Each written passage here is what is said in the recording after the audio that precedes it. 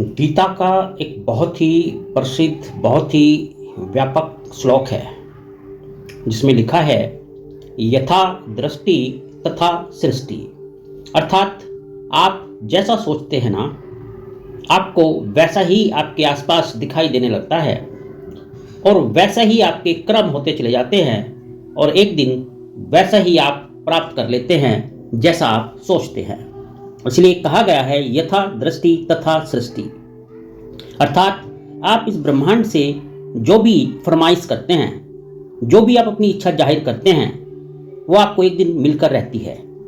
लेकिन उसके लिए कुछ शर्तें हैं, और वो शर्त क्या है कि आपको वो सोच, वो बीज अपने दिमाग में डालना पड़ेगा ताकि एक दिन वो अंकुरित हो और उसको अपनी मेहनत रूपी खाद से जो है संचित करना होगा।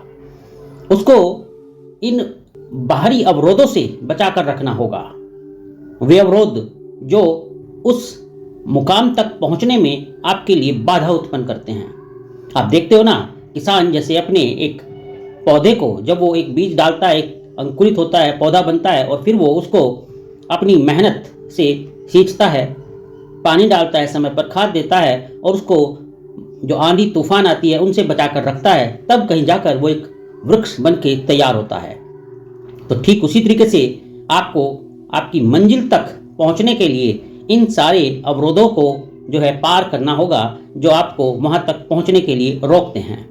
तो इसलिए ऐसा नहीं है कि आप जो सोचते हो वो होता नहीं है, वो होता है, वो 100% होता है।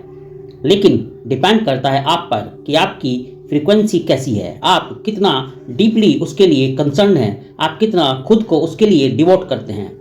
जितना आप अपने आप को डिवोट करोगे उस चीज़ के लिए जो आपने सोची है, वो उतनी ही जल्दी और उतनी ही लाभकारी वे में आपको मिल जाएगी। तो बस फर्क है केवल आपकी सोच का। इसीलिए गीता में साफ साफ कहा गया है कि यथा दृष्टि तथा सृष्टि। अर्थात जैसा आप सोचते हो वैसा आपको मिलेगा, वैसा आपके आसपास होगा और वैसा ही आपको दिखने लगेगा।